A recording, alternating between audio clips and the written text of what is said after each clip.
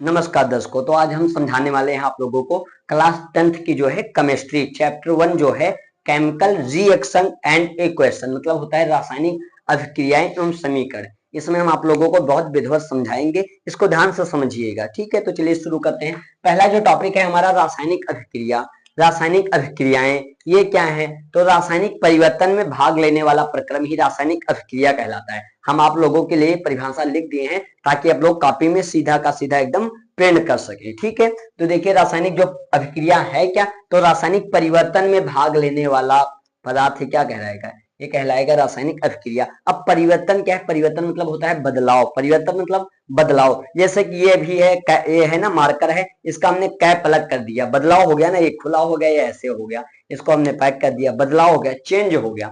तो इसी को कहते हैं परिवर्तन। परिवर्तन मतलब ऐसा समझो जैसे सुबह है अभी शाम हो जाए। ठीक है, ये मतलब क्या मौसम ऐसा है और धूप धूप निकल आए, धूप है बारिश होने लग जाए, तो ये हो जाता है बदलाव, चेंजेस, है ना। तो जैसा चेंज हो जाएगा इसी को कहेंगे बदलाव। और रासायनिक परिवर्तन में भाग लेने वाला प्रक्रम क्या कहलाएगा? रासायनिक अभिक्रियाएं। अब परिवर्तन है क्या, तो इसको समझ लो। तो जैसे यहाँ पे है कार्बन और ऑक्सीजन, हमने इन दोनों का रिएक्शन कराया, मिलाया तो बन गया कार्बन डाई ऑक्साइड। तो ये हो जाएगा रासायनिक अभिक्रियाएं। मतलब जैसा समझ लो, जैसे हमारे पास पात्र है, कोई कोई क्या है, पात्र है, और पात्र में हमने डाल दिया है कच्चा चावल और पानी। जब कच्चा चावल और हमने पानी डाल दिया इसमें, तो जा करके कुछ समय बाद इसमें कुछ अभिक्रियाएं हुई, और अभिक्रिया के फलस्वरूप जो कुछ प्राप्त हुआ हमें, वो पका चावल प्राप्त हुआ। मतलब ये हो गया बदलाव। कच्चा चावल और पानी को डाल दिए तो पक्का चावल प्राप्त हो गया, ये हो गया बदलाव। ये समझने के लिए टॉपिक था। तो जैसे हमने ले लिया कार्बन और ऑक्सीजन मिलकर के क्या बना? Carbon dioxide. इसमें आपको 3 टॉपिक पढ़ना है, फिलहाल हमने 2 लिख रखा है। एक जो बेसिक है उसको हम आप लोगों को बता देंगे, फिलहाल ये पढ़ा नहीं जाता है ना, ये मतलब ये पेपर में आता है। अब अभिकारक क्या है? पहला जो है अभिकारक, दूसरा है उत्पाद, तीसरा है उत्प्रेरक। क्या है? उत्प्रेरक। अभिकारक क्या है? तो रासायनिक अभिक्रिया में भाग लेने वाला पदार्थ। रासायनिक अभिक्रिया में भाग लेने वाला पदार्थ कहलाता है अभिकारक। अब भाग किन किन लोगों ने लिया? अब अभिक्रिया तो इसमें हुई ना, इसमें जा करके बहुत ज्यादा उबाल हुआ, तो भाग किन लोगों ने लिया? कच्चा चावल ने भाग लिया और कच्चे पानी ने भाग लिया। जब पानी और कच्चे चावल ने भाग लिया तो बाद में प्राप्त हुआ ना पका चावल। तो जिन लोगों ने भाग लिया इनको कहेंगे अभिकारक। इन्हें ये इन दोनों को कहेंगे अभिकारक, क्योंकि यहाँ पे जो अभिक्रिया बनी ये पूरी अभिक्रिया है, इसमें जो चेंज हुआ, बदलाव हुआ, इन लोगों ने तो पहले भाग लिया, तो इनको कहेंगे अभिकारक। क्या कहेंगे? अभिकारक कहेंगे। तो ये दोनों हो गए अभिकारक। इन्हें तीर की पूंछ की ओर लिखा जाता है, इन्हें तीर की पूंछ की ओर लिखा जाता है या पीछे की ओर लिखा जाता है। ये हो जाते हैं, इधर वाला है ये टोटल क्या है, ये है अभिकारक। ठीक है, और ये है क्या कहा जाता है? रासायनिक अभिक्रिया के फलस्वरूप बनने वाला पदार्थ कहलाता है उत्पाद। जैसे ये पूरी रासायनिक अभिक्रिया है, इन दोनों ने भाग लिया, जब पूरी अभिक्रिया जब बनी उनी तो जाकर के बना कार्बन डाइऑक्साइड। मतलब कच्चा चावल और पानी जब मिला दिए खूब ज्यादा, जब अभिक्रिया वगैरह हुई, तो इनके फल स्वरूप मतलब बाद में जो कुछ अभिक्रिया वगैरह हो गई, रिएक्शन हो गया, तो बाद में हमें प्राप्त हुआ पका चावल। तो यही पका चावल जो है इसको कहेंगे उत्पाद। इन्हें तीर की शीर्ष की ओर मतलब आगे की ओर लिखा जाता है, जो है कार्बन डाई ऑक्साइड। ये है अभिकारक। हमेशा याद रखना, तीर के पीछे की ओर रहेंगे अभिकारक और तीर के आगे की ओर रहेंगे यानी शीर्ष की ओर रहेंगे, उन्हें कहेंगे उत्पाद। ठीक है, अब टॉपिक को थोड़ा सा और देखते हैं। एक उत्प्रेरक होता है जो अभिक्रिया की जो है अभिक्रिया को तीव्र कर देता है या मंद कर देता है, उनकी गति को, उनके वेग को नियंत्रित करता है, कभी बढ़ाएगा कभी घटाएगा। तो जो वो बढ़ाने घटाने का जो योगदान रहेगा वो उत्प्रेरक का रहेगा। किसका रहेगा? उत्प्रेरक का। ये याद रखना, तीसरा टॉपिक बीच में रहेगा यहाँ पे। जैसे हमने यहाँ लिख दिया 333 केल्विन ताप पे कोई चीज गर्म हो रहा है, कुछ इतने वेग से हो रहा है, इतना हो रहा है, तो उसकी गति और टेम्परेचर वगैरह पे जो मायने रखेगा वो होगा क्या? उत्प्रेरक। ठीक है, अब ये अभिकारक और उत्पाद और क्या है? उत्प्रेरक, के तीनों हो गए। अब रासायनिक समीकरण क्या है, तो इसकी परिभाषा हमने लिख रखी है।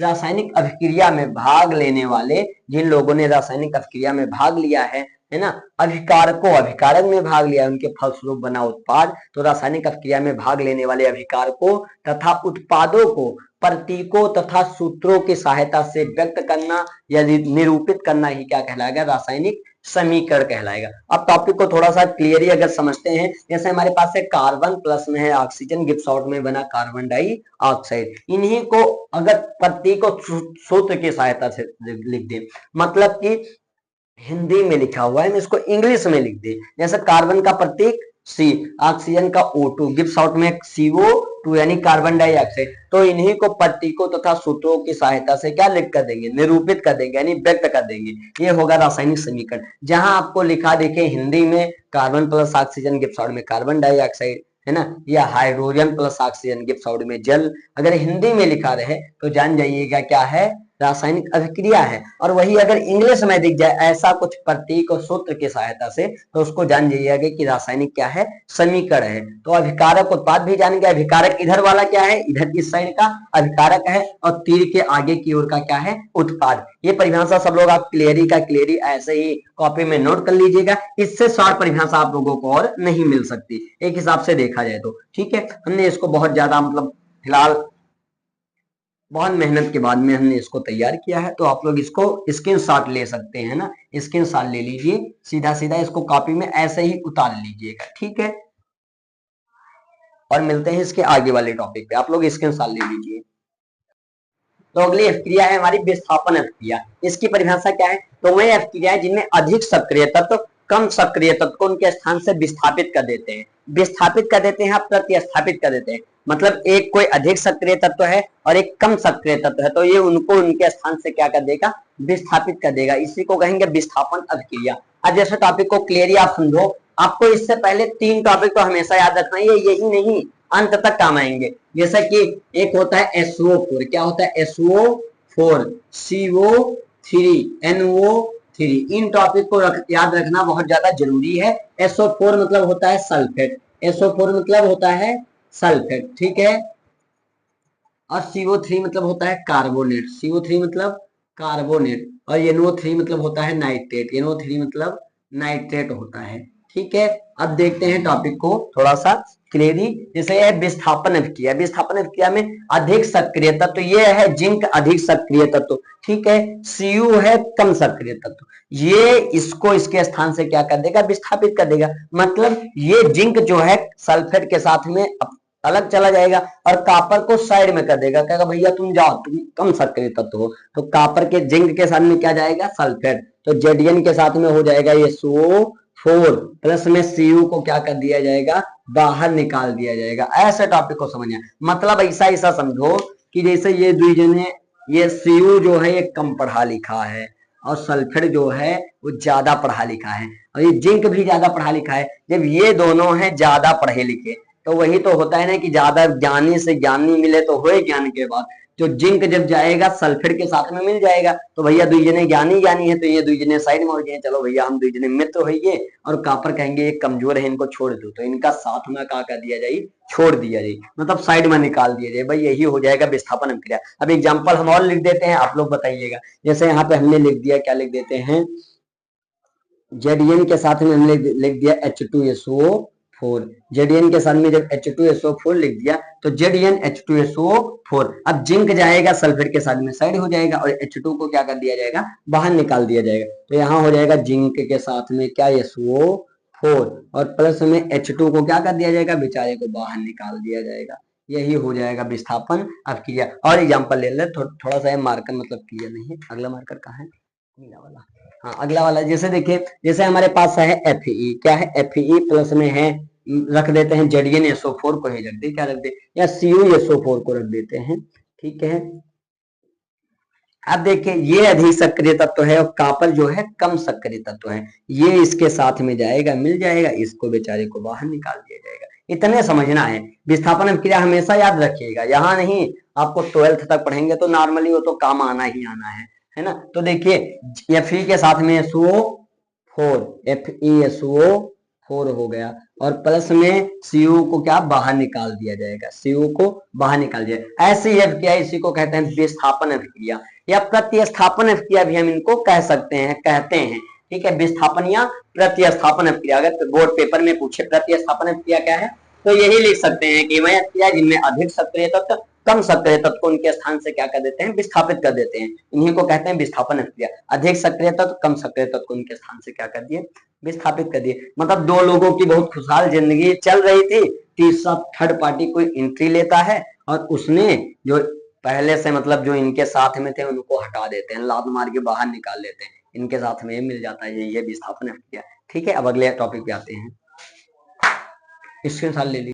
टॉपिक है हमारा द्विविस्थापन अभिक्रिया। इसमें क्या होता है, अभी हमने पढ़ा था एक विस्थापन मतलब केवल एक ही विस्थापित हो रहा था, अब दोनों विस्थापित हो गए। मतलब वो अभिक्रिया जिनमें दो या दो से अधिक परमाणु की अदला बदली की जाती है या विनियमित होते हैं, उन्हीं कहते हैं क्या, द्विविस्थापन अभिक्रिया। दो परमाणु की, जैसे एक AgSO4 और CuNO3, इन दोनों की अदला बदली कर देंगे। और एक टॉपिक याद रखना, मतलब ज्यादा से ज्यादा अभिक्रिया में जो इधर आगे है वो उस साइड में भी आगे रहेगा, जो पीछे रहता है वो हमेशा क्या रहता है, पीछे रहता है। जैसे इसमें ये हमेशा आगे रहेगा, ये क्या रहेगा, पीछे रहेगा। अधिकतर अभिक्रिया में एक आध को छोड़ करके बाकी सब में रूल अपनाया जाता है। तो पहला जाएगा क्या, लास्ट वाले के साथ मिलेगा और ये जाएगा इसके साथ में मिल जाएगा। ठीक है, तो देखो Ag के साथ में NO3, Ag के साथ में NO क्या हो गया 3, और प्लस में Cu के साथ में SO4, तो CuSO4 हो गया। अब थोड़ा सा टॉपिक समझो, Ag मतलब सिल्वर, SO4 मतलब सल्फेट, तो सिल्वर सल्फेट हो गया।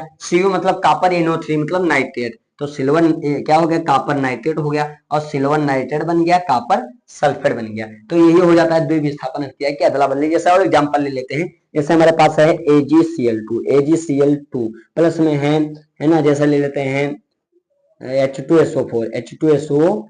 अब हमने ऐसा ले लिया, अब देखो इसका जैसे नाम क्या है, AgCl2 और H2SO4। अब थोड़ा सा समझो, Ag मतलब होता है सिल्वर और Cl2 मतलब क्लोराइड। तो Cl मतलब होता है क्लोरीन, ये बात हमेशा याद रखना। Cl मतलब क्या होता है, क्लोरीन होता है। लेकिन जब ये किसी के साथ में क्रिया करता है तो इड जुड़ जाता है, मतलब क्लोराइड हो जाता है। क्या हो जाता है, Cl2 मतलब क्लोराइड, क्या हो जाएगा, क्लोराइड। जैसे ये NaCl लिखा है तो ये Na मतलब सोडियम, Cl मतलब क्लोरीन नहीं, क्लोराइड।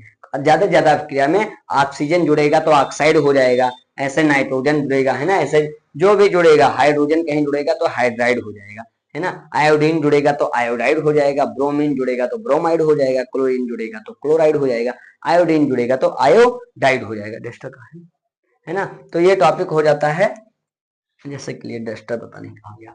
तो ये हो जाता है जैसे Ag के साथ में NO3, Cu के साथ में SO4। अब ऐसा नहीं कर सकते हैं हम कि यहाँ पे जैसे SO4 पहले लिख दे, SO4 पहले लिख के Cu बाद में लिखेंगे तो ये नहीं रहे, सही नहीं रहेगा। ठीक है, ऐसा यहाँ पे ये पहला जाएगा, लास्ट वाले के साथ मिलेगा, ये इसके साथ मिलेगा, तो Ag के साथ में SO4, तो ये हो गया AgSO4। हाँ, ऐसा हो सकता है कि इसको हम पहले लिख दे, इसको बाद में लिख दे, ये हो सकता है।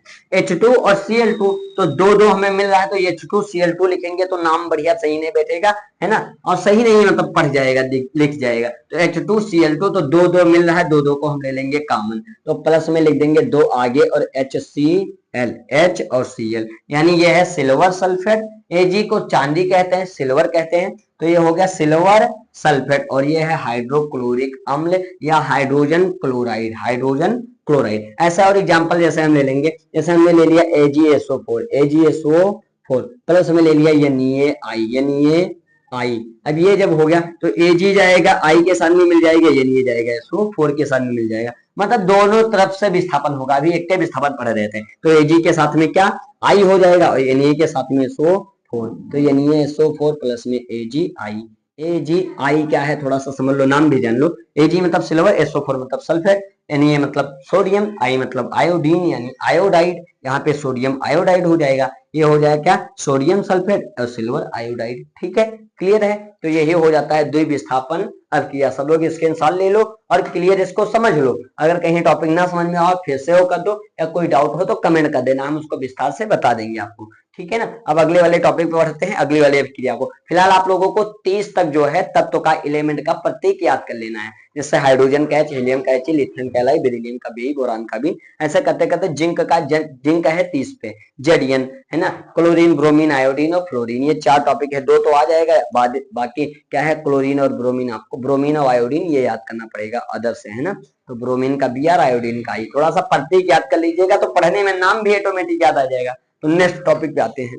टॉपिक है हमारा उदासीनीकरण क्रिया। ये क्या है, अम्ल क्षारकों से क्रिया करके लवण तथा जल बनाते हैं, उन्हें उदासीनीकरण क्रिया कहते हैं। ये आप लोगों को अम्ल क्षार क्या है अगले टॉपिक में, अगला वाला चैप्टर ही है अम्ल क्षार एवं लवण का, तो उसमें बताएंगे विस्तार से। फिलहाल छोटी से शॉर्ट में जान लेते हैं। अम्ल वह होते हैं, आर्हेनियस एक बहुत बड़े वैज्ञानिक है, उन्होंने बताया है कि वह पदार्थ जो अपने जलीय विलयन में H+ आयन देते हैं, H+ आयन देते हैं, अम्ल कहलाते हैं। जो OH- आयन देते हैं उन्हें क्या कहते हैं, क्षार कहते हैं। तो जैसे हम इसका एग्जांपल लेंगे अम्ल क्षारक, कोई एक अम्ल लेंगे, अम्ल जैसे हमने ले लिया HCl, यह है अम्ल क्योंकि H+ आयन देता है, और क्षारक ले लिया हमने NaOH क्योंकि ये OH- आयन देता है, मतलब पीछे है। अब इसी को कहेंगे क्या, ये अम्ल है, ये क्या है, क्षारक है। अम्ल क्षारक की जब क्रिया कराएंगे तो लवण तथा जल बनेगा, लवण तथा क्या बनेगा, जल बनेगा। जैसे देखो यहाँ ये पहला वाला जाएगा, लास्ट वाले के साथ मिलेगा, ये ऐसा द्विविस्थापन क्रिया का ही रूल अपनाना है। Na के साथ में क्या हो गया, Cl, ये लवण बन गया, मतलब नमक बन गया, इसको सामान्य नमक कहते हैं, सोडियम क्लोराइड। और जल HOH भी लिख सकते हैं, ऐसा नहीं कि नहीं लिख सकते, लेकिन प्लस में H2O लिखते हैं, ये ज्यादा कैजुअल लग रहा है, ठीक है।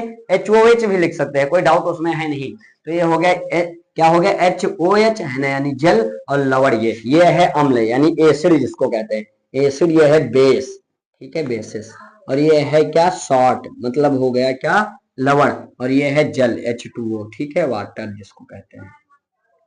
तो ये हो गया, जैसा एग्जांपल और ले लेते हैं, जैसे हमने लिया HCl प्लस में ले लिया KOH, तो क्या बनेगा, अब देखो वही सेम फार्मूला, मतलब जल तो जल निकलना ही निकलना है, H के साथ में OH और K के साथ में CN, तो KCN हो गया और प्लस में H2 वो हो गया, ये क्लियर है। अब देखो आगे जैसा टॉपिक हमने ले लिया, HCl ले लिया, इसमें ले लिया KOH गिब्स फॉर्म में क्या बना। अब देखो H के साथ में OH, मतलब जल तो बाद में निकलना एक हो गया, यहाँ पे रूल ही हो गया, और K के साथ में KCl। अब जरा थोड़ा नाम समझते हैं, HCl हाइड्रोजन क्लोराइड या हाइड्रोक्लोरिक अम्ल, NaOH मतलब सोडियम, OH मतलब हाइड्रा ऑक्साइड, OH को कहते हैं हाइड्रा ऑक्साइड या हाइड्रॉक्सिल भी कह सकते हैं। तो ये हो गया। अब देखो Na के साथ में Cl यानी सोडियम क्लोराइड, जिसको सामान्य नमक कहते हैं। HOH मतलब जल, जानते हैं सब लोग। K के साथ में CN, KCN पोटेशियम साइनाइड, ये पोटेशियम हाइड्रोक्साइड है या हाइड्रोजन साइनाइड है, पोटेशियम साइनाइड हो गया, और H2O मतलब जल ही जल, और ये HCl मतलब हाइड्रोक्लोरिक अम्ल, और KOH मतलब पोटेशियम हाइड्रा ऑक्साइड। और क्या हो गया, K के साथ में Cl मिलेगा, HOH के साथ मिल जाएगा, KCl मतलब इसको कहते हैं पोटेशियम क्लोराइड या सेंधा नमक कहते हैं, और H2O मतलब जल। क्लियर है ना उदासीनीकरण क्रिया। अब चलिए अगले टॉपिक में मिलते हैं, नेक्स्ट टॉपिक में। नेक्स्ट टॉपिक को जानेंगे संयोजन क्रिया, वियोजन क्रिया। संयोजन मतलब होता है जोड़ना, संयोजन मतलब संयोग मतलब जोड़ होता है ना। इसको योगात्मक या संकलन क्रिया भी कहते हैं। क्या कहते हैं, योगात्मक या संकलन। पेपर में आपको दूसरे नाम से पूछ लेगा तो कहीं कभी भ्रम में ना पड़िएगा कि हमें नहीं पता है। संयोजन या ये क्या है, योगात्मक या संकलन एक ही नाम है, ठीक है, एक ही टॉपिक है। तो वह क्रियाएं जिनमें 2 या 2 से अधिक अभिकारक जुड़ करके एक यौगिक बनाते हैं, मतलब एक उत्पाद बनाएंगे, उन्हें कहेंगे संयोजन। जैसे हमने ले लिया C+O2 गिव्स आउट में CO2, मतलब 2 या 2 से अधिक अभिकारक मिल गए हैं और बनाए गए हैं एक उत्पाद, मतलब एक यौगिक बनाएंगे, उसको कहेंगे क्या कहेंगे, संयोजन अभिक्रिया कहेंगे। और वियोजन अभिक्रिया क्या है, सेम इसका उल्टा, एक अभिकारक को तोड़ करके या अलग करके, जैसा CO2 है तो इसको अलग करेंगे तो C+O2 यानी कार्बन प्लस ऑक्सीजन अलग निकल जाएगा, ये हो जाएगा वियोजन अभिक्रिया, मतलब अलग कर देंगे, पृथक किया गया है ना। और इसका कोई बड़ा मतलब वो लेते हैं एग्जांपल, जैसे हमने ले लिया 2NaHCO3, ये सोडियम बाई कार्बोनेट, इसको अलग करेंगे तो अलग करने के लिए हमें देखना होता है सबसे पहले हमारे पास है क्या क्या पदार्थ है ना। ये नहीं कितनी 2 अगर आगे लिखा है तो मतलब पूरी जो जो जो इसमें तत्व हैं सब 2 बार लिखे हुए हैं। ये नहीं भी कितनी बार, 2 बार, यानी ये 2 बार लिखा है। H कितनी बार, H भी 2 बार, C कितनी बार, C भी 2 बार, वो कितनी बार, वो 3 मतलब 2 बार, एक O3 इसके साथ में कर दे रहे हो, एक O3 इसके साथ में कर दे, यानी CO3 कितनी बार लिखा है, 2 बार लिखा है। अब देखो ये कितनी बार है, 2 बार, तो इसको हम कह सकते हैं Na2, क्या कह सकते हैं, 2 और एक CO3 को ले ले, Na2CO3, ये सोडियम कार्बोनेट बन गया। प्लस में देखो क्या बन रहा है, 2 H मिल रहा है, एक ऑक्सीजन इसमें से ले लो, यानी प्लस में H2, वो प्लस में एक ऑक्सीजन यहाँ से कट गया, 3 था तो अब कितना बचा, CO कितना 2 हो गया, CO2, ये हो गया सोडियम कार्बोनेट, और ये हाइड्रेट कहा जाता है इसका, यानी जल है ना, और ये क्या है CO2 मतलब कार्बन डाइऑक्साइड। तो ये वियोजन मतलब एक अभिकारक को तोड़ करके 2 या 2 से अधिक उत्पाद बना दिए जाए, ठीक है, या एक यौगिक को तोड़ करके 2 या 2 से अधिक क्या बना दिए जाए, सरल पदार्थ बना दिए जाए, इन्हीं को कहेंगे वियोजन अभिक्रिया। संयोजन मतलब जोड़ना, वियोजन मतलब अलग करना, इनको हम अपघटन अभिक्रिया भी कह सकते हैं। क्या कह सकते हैं, अपघटन अभिक्रिया मतलब अलग करना। ठीक है, अब चलिए अगले वाले टॉपिक पे हम आप लोगों को मिलते हैं, नई वाले टॉपिक पे। आइए स्क्रीनशॉट ले लीजिए। अगला टॉपिक है हमारा अवक्षेपण अभिक्रिया। वह अभिक्रिया जिनके फलस्वरूप कोई अविलेय पदार्थ प्राप्त होता है। अविलेय पदार्थ मतलब अवक्षेप प्राप्त होता है, उन्हीं को कहते हैं अवक्षेपण अभिक्रिया। सीधा सीधी परिभाषा, वह अभिक्रिया जिनमें कोई अवक्षेप प्राप्त होता है अवक्षेपण अभिक्रिया कहलाता है। सबसे शॉर्ट परिभाषा एग्जांपल जैसे ले लेते हैं, जैसे BaCl2 ले लिए, ठीक है, प्लस में ले लेते हैं H2SO4, ये AQ है, AQ मतलब हो जाएगा लिक्विड है। क्या है ये भी लिक्विड है और ये भी लिक्विड है, ये क्या है, लिक्विड है। इन दोनों को जब हम मिलाएंगे तो क्या बनेगा, Ba के साथ में SO4, मतलब द्वितीय विस्थापन अभिक्रिया का सेम रूल अपनाना है। तो Ba के साथ में क्या होगा, ये SO4, ये हो जाएगा S मतलब सॉलिड हो जाएगा, ठीक है, ठोस में हो जाएगा। और ये H2Cl2 मतलब द्वि का यहाँ कॉमन ले लेंगे और H के साथ में Cl, तो 2HCl हो गया। हाइड्रोक्लोरिक अम्ल ये भी है लिक्विड, मतलब यही हमें प्राप्त हुआ क्या, अवक्षेप मतलब अविलेय पदार्थ, ये जल में विलेय नहीं है। ठीक है, तो यही अभिक्रियाएं हैं कि वह अभिक्रिया जिनके फलस्वरूप इन दोनों की अभिक्रिया जब कराई गई तो इनके फलस्वरूप जो हमें प्राप्त हुआ वो कोई अविलेय पदार्थ प्राप्त हुआ, यानी अवक्षेप प्राप्त हुआ, इसी को कहते हैं अवक्षेपण अभिक्रिया। इसके साथ ले लीजिए, अगले टॉपिक पे आते हैं। अगला टॉपिक है ऊष्माक्षेपी अभिक्रियाएं। वह अभिक्रियाएं जिनमें ऊष्मा उत्पन्न होती है, वह अभिक्रियाएं जिनमें क्या होती है, ऊष्मा उत्पन्न होते हैं, ऊष्माक्षेपी अभिक्रिया कहलाते हैं। क्लियर, जैसे एग्जांपल में हम यहाँ पे ले लेते हैं, जैसे हमने ले लिया C+O2, जिस शॉर्ट में क्या बनेगा CO2 और प्लस में निकलेगी क्या, ऊष्मा निकलेगी, ठीक है।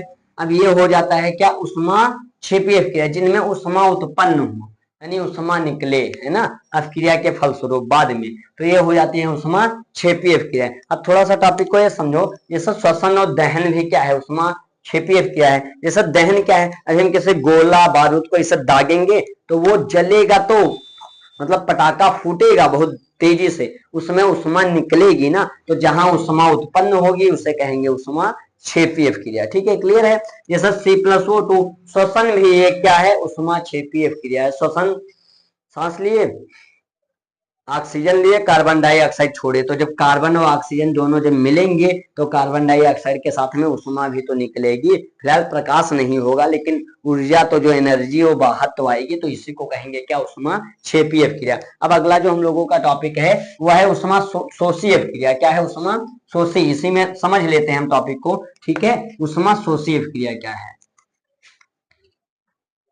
ऊष्माशोषी में होता है वह अभिक्रियाएं जिनमें ऊष्मा क्या होती है, अवशोषित होती है, जिनमें ऊष्मा क्या होती है, अवशोषित होती है, मतलब उन्हें ऊष्मा चाहिए बनने के लिए, उन्हें क्या कहेंगे, ऊष्माशोषी अभिक्रिया कहेंगे। अब जैसे टॉपिक को एग्जांपल में रख लेते हैं, जैसे हमने ले लिया है N2 और प्लस में O2, N2 और O2, ठीक है, ऊष्माशोषी अभिक्रिया क्या कहलाती हैं, ठीक है। जैसे N2 और O2 गिब्स शॉर्ट में क्या हो जाएगा, ठीक है, ऊष्माशोषी होना चाहिए, ठीक है ना। तो ऊष्माशोषी अभिक्रियाएं क्या होती है, कहलाती है अभिक्रिया जिनमें ऊष्मा अवशोषित होती है, ऊष्माशोषी अभिक्रिया कहलाती है। जैसे N2 और O2 गिब्स शॉर्ट में क्या हो जाएगा, 2 NO और साथ में ऊष्मा क्या होगी, इसको बनाने के लिए हमें ऊष्मा चाहिए, इसको बनाने के लिए क्या चाहिए, ऊष्मा चाहिए, तो यहाँ पे हम प्लस में क्या लिखेंगे, ऊष्मा लिखेंगे, ठीक है। तो मतलब जहां ये समझो, जैसे कि अभी हमें क्या करना है, हमें बनाना है आटे की लोई, आटे की क्या बनानी है, लोई, तो आटे की लोई बनाने में हमारी एनर्जी मतलब लगेगी ना, तो खूब लगा करके ये करके जब बनाएंगे तो जब बनेगी तो यानी N2 + O2 gives out 2NO, मतलब ऊष्मा चाहिए इन दोनों को मिलाने के लिए, तो वही कह रही हूँ अभिक्रिया जिनमें ऊष्मा अवशोषित होती है, उन्हें क्या कहेंगे, यानी उष्मा लगती है, उष्मा खींचती है, इन्हीं को कहेंगे उष्मा सोशी। आइए अगले टॉपिक पे मिलते हैं। अगला टॉपिक हमारा है ऑक्सीकरण। ऑक्सीकरण को कहते हैं उपचयन, या और जो दूसरा टॉपिक है वो है अपचयन। अपचयन को कहते हैं अवकरण।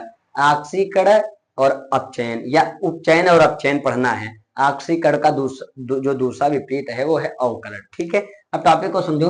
वह F क्रियाएं जिनमें वो परमाणु का जुड़ना, वो मतलब ऑक्सीजन परमाणु का जुड़ना तथा हाइड्रोजन परमाणु का बाहर निकलना क्या कहलाता है, ऑक्सीकरण कहलाता है। और इसमें सेम टॉपिक में अपचयन में पढ़ना है, हाइड्रोजन परमाणु का जुड़ना और ऑक्सीजन परमाणु का क्या करना, बाहर निकलना कहलाता है क्या, अपचयन। ठीक है, अब टॉपिक को ऐसा समझो, जैसे मान लो हमने C+O2 गिब्स शॉर्ट में कार्बन में ऑक्सीजन जोड़ दिया, CO2 हो गया।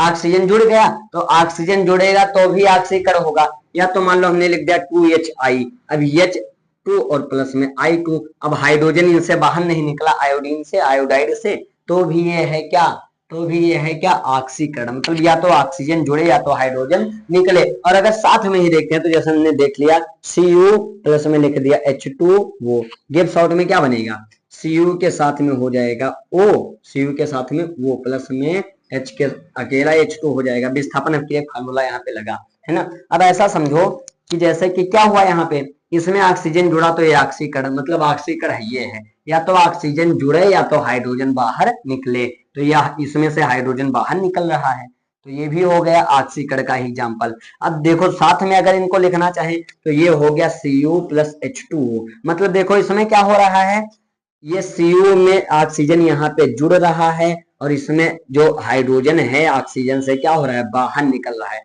मतलब ऑक्सीजन भी जुड़ रहा है और हाइड्रोजन भी बाहर निकल रहा है, साथ में हो गया, ये क्या हो गया, ऑक्सीकरण। और अपचयन में क्या होता है, इसमें हाइड्रोजन जुड़ेगा और क्या होगा, ऑक्सीजन बाहर निकलेगा। एक साथ में देखें, इनका उल्टा कर लो, जैसे CO2 कर दो तो इसमें क्या होगा, ऑक्सीजन बाहर निकल जाएगा, है ना। यहाँ पे अगर इसका उल्टा कर दे, जैसे हमने कर दिया CO2, गिब्स शॉर्ट में क्या होगा, या तो ऑक्सीजन बाहर निकले या तो हाइड्रोजन जुड़े, तो C+O2 यानी ऑक्सीजन बाहर नहीं निकल गया, तो ये क्या है, अपचयन है।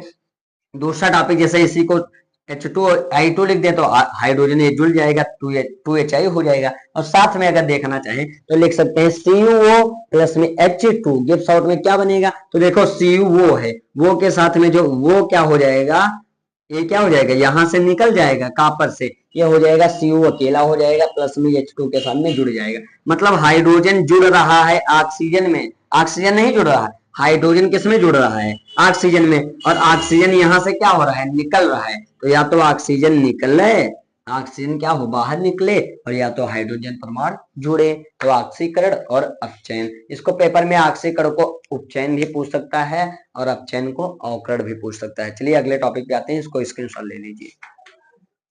टॉपिक है रेडॉक्स क्रिया। ये क्रियाएं हुए क्रियाएं जिनमें एक पदार्थ ऑक्सीकृत तथा दूसरा उपचयित होता है, उन्हें कहते हैं क्या, रेडॉक्स अभिक्रिया कहते हैं ना। एक पदार्थ ऑक्सीकृत तथा दूसरा अपचयित होता है ना। जैसे अभी हमने ऑक्सीकरण की परिभाषा बताई है, सेम उसी का टॉपिक है। तो देखो इसमें एक पदार्थ ऑक्सीकृत होगा, दूसरा क्या होगा, अपचयित होगा। अब जैसे देखो इसमें Cu जो है ना, वो ऑक्सीजन कहाँ जुड़ेगा, ये H2 के साथ में जुड़ जाएगा, तो ये H2O हो जाएगा प्लस Cu बाहर निकल जाएगा। तो ये क्या हो रहा है, ये हो रहा है अपचयन और ये हो रहा है ऑक्सीकरण। इसमें ऑक्सीजन जुड़ रहा है तो ये हो जाएगा क्या, ऑक्सीकरण, और इससे ऑक्सीजन बाहर निकल रहा है तो ये हो जाएगा अपचयन। ठीक है, डाउट क्लियर है बिल्कुल। तो अगले टॉपिक पे आते हैं। टॉपिक है हमारा क्या है, संक्षारण। नमी वायु में किसी पदार्थ का धीरे धीरे क्षय होना, क्षय होना मतलब नष्ट होना ही क्या कहलाता है, संक्षारण कहलाता है। जैसे एग्जांपल में लोहे में जंग लगना, किसमें, लोहे में जंग लगना, ये इसका एग्जांपल है। लोहे में क्या लगना, जंग लगना, लोहे में जंग लगना, तो यही है संक्षारण।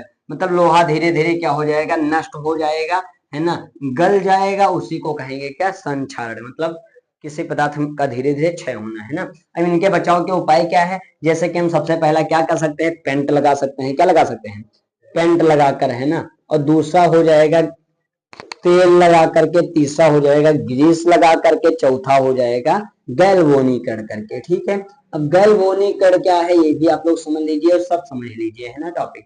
जैसे कि नमी वायु में, नमी वायु मतलब खुले आसमान के नीचे अगर हम कुछ से लोहे लग देंगे तो ऑक्सीजन की बमबारी होगी और वो लोहे को नष्ट कर देगा। ये प्रक्रिया बहुत जल्दी नहीं होगी, बहुत धीरे धीरे होगी, मतलब कई महीने कई वर्ष भी लग सकते हैं। ठीक है, तो लोहे में जब जंग लग जाएगा तो बचाव के लिए, जंग लग गया है, बहुत ज्यादा लग गया तो मतलब गल गया है तो उसका क्या ही बचाव, लेकिन उससे पहले हम कुछ बचाव कर सकते हैं। पेंट लगा सकते हैं, मतलब जैसे शटर वगैरह है ना, तो उन सब में पेंट लगा सकते हैं, या झांकी वगैरह उसमें पेंट लगा सकते हैं। तेल के समय लगा सकते हैं कई जगह, मतलब जैसे तेल भी लगा सकते हैं, जैसे किसी कोई भी इंजन वगैरह है उस समय, है ना, और भी कई टॉपिक हैं। और ग्रीस क्या, जैसा चैन है, चैन में मोर्चा लग रहा है तो वहां पेंट लगाने तो जाएंगे नहीं, है ना, वहां ग्रीस लगा सकते हैं साइकिल के चैन वगैरह में, है ना। अब गैल्वेनिक क्या है, तो लोहे में जिंक की परत का चढ़ना क्या कहलाएगा, है ना, लोहे में क्या चढ़ा दे, जिंक की परत चढ़ा दे, लोहे में जिंक की परत का चढ़ना ही क्या कहलाएगा, जिंक की परत का चढ़ना गैल्वेनिक कहलाएगा। अब जिंक की परत आप लोगों ने कई जगह देखे होगा, कई प्रकार की टीना आता है उसमें जिंक की परत चढ़ी होती है हरी हरी, तो वही होता है जिंक की परत चढ़ना, यानी उस पर गैल्वेनीकरण होता है। ठीक है, अब अगला टॉपिक आता है, अगले में मिलते हैं, इसके अनुसार लिख लीजिए। अगला टॉपिक है विकृत गंधता। खाद्य पदार्थों के स्वाद में तथा गंध में परिवर्तन आना ही विकृत गंधता कहलाता है।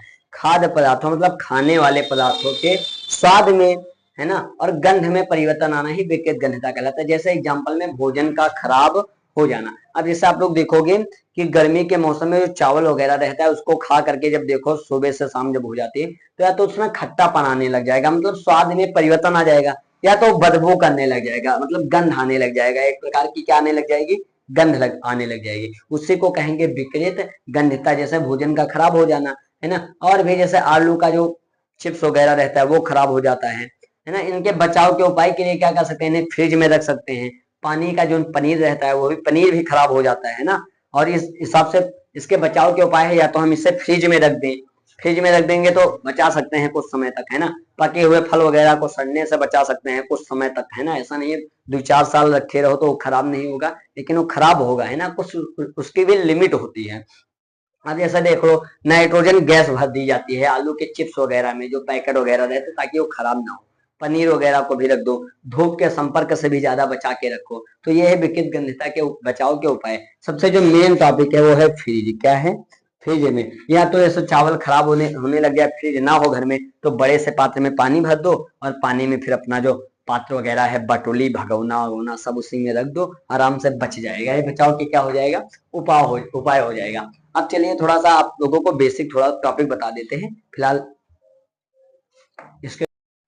तो बच्चों आप लोगों के लिए हमने कुछ समीकरण दे रखा है, इसको पूरा करना है। अभिक्रिया क्या है, जो हिंदी में लिखा रहे, अभिक्रिया का समीकरण अगर बनाना रहेगा तो हिंदी में रहेगा, उसको इंग्लिश में मतलब प्रतीक तथा सूत्र की सहायता से बनाना रहेगा। लेकिन हमने समीकरण दिया है 10 समीकरण, इसको आप लोग बढ़िया से पूर्ण कीजिएगा, मतलब इसको पूरा कीजिएगा। जो संतुलित नहीं है उसको संतुलित करिएगा। फिलहाल सभी संतुलित है एक प्रकार से, आपको केवल पूरा करना है इसको, ठीक है ना। तो इसको पूरा करके आप लोग बताइएगा। ये तीर को कहते हैं गिप्स आउट, गिप्स आउट, और इसमें एक ऐसा रहता है हाफ तीर रहता है, अर्ध तीर कहता है, द्विअर्ध तीर रहता है ना, द्विपाश तीर रहता है। आप लोगों ने कभी ऐसा तीर देखा होगा, पहला इस टाइप से देखा होगा, है ना, ऐसा अर्ध तीर रहता है, ठीक है ना।